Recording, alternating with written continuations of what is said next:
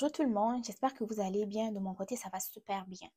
Vous savez, la vie en Occident n'est pas facile, surtout pour des personnes qui immigrent à partir de 40 ans et 50 ans et avec une résidence temporaire. C'est pas facile pour ces personnes-là, surtout avec le marché de l'emploi. Ok, donc dans la vidéo d'aujourd'hui, je vais vous expliquer les différentes difficultés que rencontrent les personnes qui immigrent au Canada à partir de 40 ans et plus. Donc, si vous êtes intéressé par la vidéo, je vous recommande fortement de la regarder du début jusqu'à la fin et ensuite de ça, de me partager votre point de vue dans les commentaires. Vous savez, lorsqu'on est âgé de 40 à 50 ans et qu'on est dans notre pays, la réalité est tout autre. Généralement, nous avons fait des études, nous occupons un emploi, nous avons fondé une famille, nous avons des enfants et pour certains d'entre vous, vous avez des arrière-petits-enfants, donc vous avez déjà une vie sociale qui est déjà bien établie, ok? Vous avez votre petit salaire et tout qui vous permet de payer votre loyer, payer la nourriture, la scolarité de vos enfants, entretenir votre femme et autres.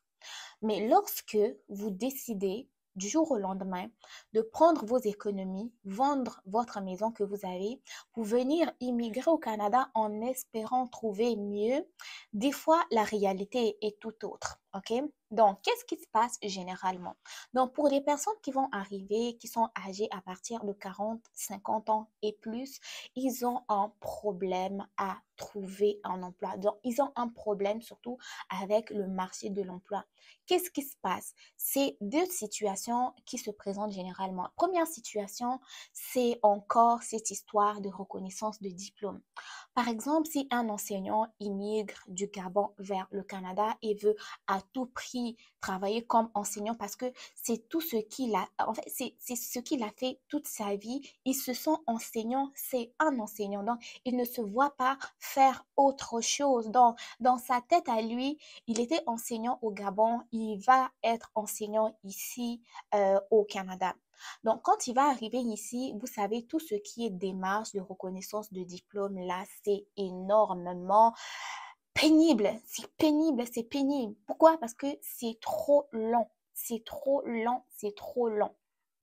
Cette personne-là va arriver, va commencer tout ce qui est procédure de reconnaissance des diplômes, la reconnaissance de compétences acquises, j'en passe. La durée, là, ça peut prendre 6 mois jusqu'à une année. Or, rappelez-vous que cette personne-là a des charges et des responsabilités au pays. Il a un loyer à payer parce que peut-être qu'il avait une maison, il a dû la vendre, trouver un appartement pour loger la femme et les enfants. Donc, il a un loyer à payer, même si madame travaille aussi, mais vous savez, madame ne peut pas tout faire non plus. Donc, il a un loyer à payer, il a des enfants à scolariser, il a madame à gérer aussi et la famille élargie.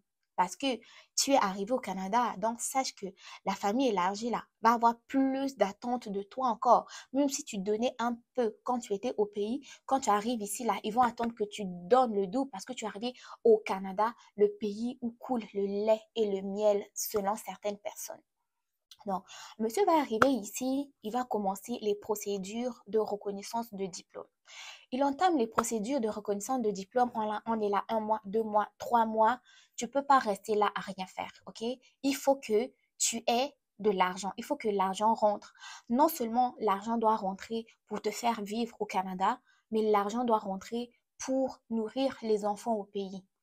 Donc, de ce côté-là, qu'est-ce qui va se passer? La plupart du temps, c'est que la personne va trouver un emploi disponible vite fait pour pouvoir commencer à entretenir sa famille à l'extérieur du pays. On commence à entretenir la famille. Là-bas, l'enfant est au primaire, là maintenant c'est le collège. Les frais de scolarité augmentent. Là, on n'est plus au collège, on est à l'université, les frais augmentent. Là-bas, là, les reconnaissances de diplôme, là, ça a avancé un peu. Mais là, il faut maintenant avoir l'expérience canadienne. Expérience canadienne, il faut recommencer où? À zéro. Ça, je vous donne toujours cet exemple-là parce que beaucoup de personnes se retrouvent dans cette situation et ne savent plus quoi faire. Reconnaissance de diplôme, là, tu as eu, maintenant on te demande l'expérience canadienne. Expérience canadienne, tu commences aussi à l'échelle de base, l'échelle numéro 1. C'est pas le salaire aussi waouh auquel tu t'attendais. Des fois, tu vas avoir expérience canadienne quand on te demande dans l'enseignement et expérience canadienne que tu as dans l'autre emploi qui ne fait pas partie de l'emploi pour lequel tu es diplômé, l'autre emploi là, ça paye mieux. Je dis, ah, continuez avec la reconnaissance des diplômes là, et qu'on commence à l'échelle numéro un. On va laisser ça là, on va continuer. Du coup, qu'est-ce qui va se passer? Tu es obligé de continuer dans l'emploi que tu avais et euh, pour pouvoir continuer à vivre et aussi bah, à faire nourrir ta famille. Du jour au lendemain, on arrive dans la deuxième situation, tu perds ton emploi qui te fait nourrir actuellement. Qu'est-ce qui se passe? Bah, il faut trouver un autre emploi parce que les factures vont continuer à s'accumuler. La famille au pays a faim, ils vont pas attendre. Il faut que la vie continue, même si tu as perdu ton emploi. Donc, qu'est-ce que tu vas faire de ce côté-là? Il faut que tu te grouilles. Tu dois trouver un nouvel emploi. Donc, tu recommences le processus. Tu fais un CV, tu vas postuler. Premier emploi, deuxième emploi, tu postules, tu attends des semaines, on t'appelle pas. Là, ça va pas du tout. Il faut à tout prix que tu travailles. Deuxième semaine, oh, on t'a appelé pour une petite entrevue. Quand tu arrives là-bas, tu trouves des candidats qui sont plus jeunes que toi, ok? Par exemple, si c'est un emploi euh, qui est plus manuel, généralement, les employeurs sont hypocrites. Ils vont pas te le dire, mais toi-même, tu vas le remarquer. Ils vont te passer en entrevue. Ils vont te faire visiter les locaux. Ils vont te dire, ah, nous, ici, là, ça se passe comme ça.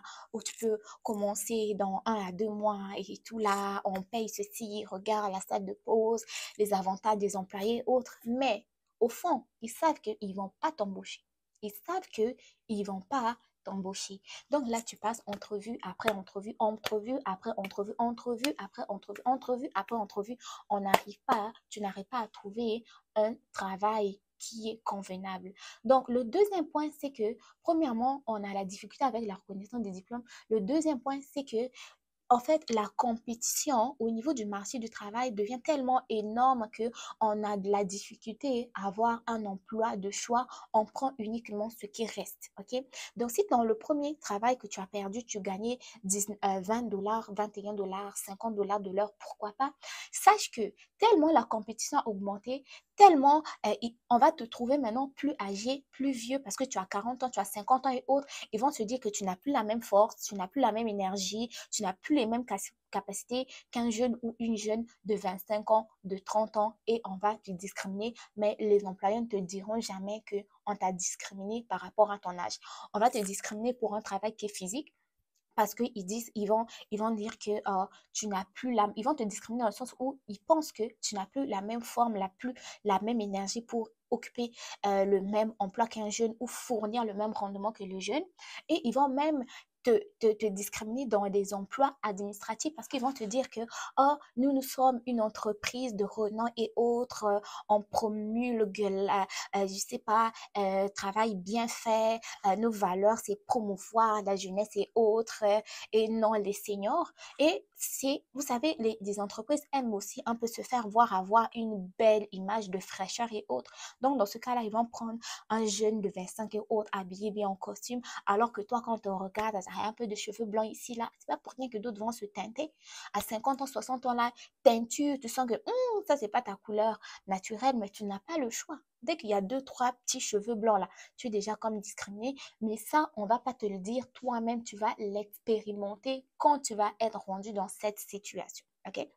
Donc, de ce côté-là, qu'est-ce qui va se passer finalement? Ben, tu n'as plus trop de choix. Tu n'as plus.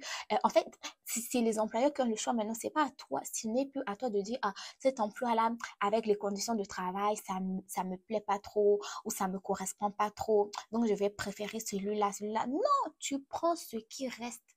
Tu prends ce qui reste, ce qui est disponible. Et de plus, s'il en reste, des fois, il y en a pas. Il y a des gens qui vont passer des mois et des mois sur l'aide sociale parce qu'il n'y a pas de travail. Il n'y a pas de travail. Et pendant ce temps-là, les factures ne cessent de s'accumuler. Qu'est-ce qui va arriver dans ce cas-là encore? C'est quoi? C'est des dépressions, maladie mentale. Déjà, tu es seul ici. Tu dois travailler pour toi, tu dois travailler pour toute la famille. Tu vas leur dire que j'ai du mal à trouver un emploi. Il n'y a personne qui va te croire. Les gens là-bas, là, ils n'en ont rien à foutre. Ils n'en ont rien à foutre tant que continue d'assurer le même service que tu faisais avant. Parce que eux, dans leur tête, là, au Canada, le gouvernement donne de l'argent à la population. Le Canada, il y a du travail. Le Canada, il y a ceci, il y a cela, mais ils ne vivent pas ta réalité, donc ils ne peuvent pas te comprendre. Là, tu es tout seul. Tu es tout seul contre, je sais pas, contre un tas de factures. Parce que travail ou pas travail, là, les factures, là, ils vont pas stopper. Même si tu n'arrives pas à payer, tu vas trouver je sais pas, des solutions de paiement. On va te dire, au lieu de payer par mois, paye par 2 semaines, ou au lieu de payer ce mois-ci, là, tu peux faire des paiements échelonnés, mais ils vont pas t'annuler les factures.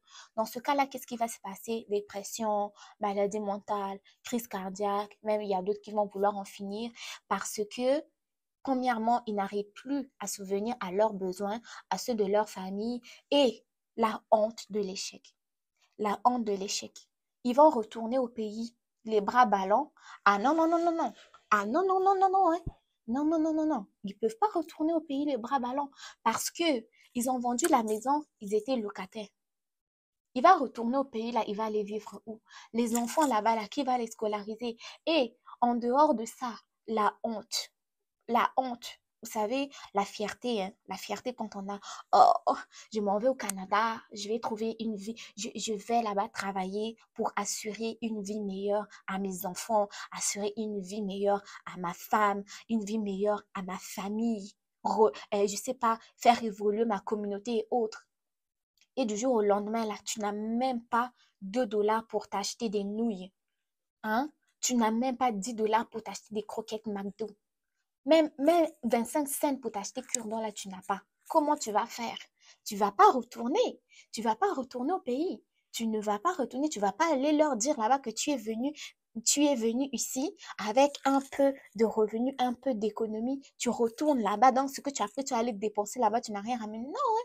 Non, il y a certaines personnes, tellement la fierté, ils n'acceptent pas que ça n'a pas marché, je retourne au pays, recommencer à zéro, c'est pas grave. 2 jours là, vous allez les voir, ils sont devenus des sans-abri. Ils n'ont plus d'argent pour payer le loyer.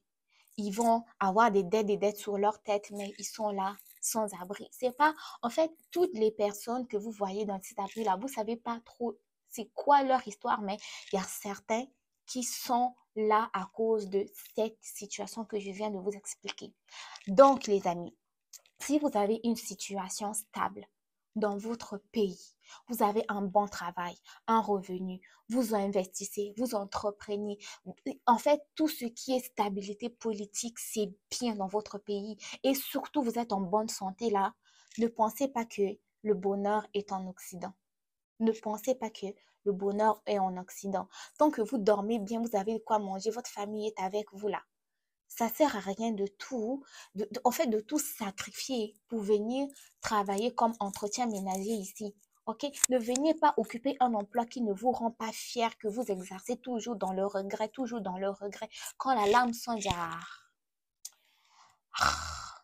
non, non, réfléchissez-y à 2 fois avant de tout sacrifier pour recommencer à zéro. Donc, c'était ma part envers vous pour aujourd'hui. Si vous avez aimé le contenu, n'hésitez pas de partager, de liker. Dites-moi ce que vous avez pensé de tout ça dans les commentaires. Prenez soin de vous. À très bientôt. Bye bye.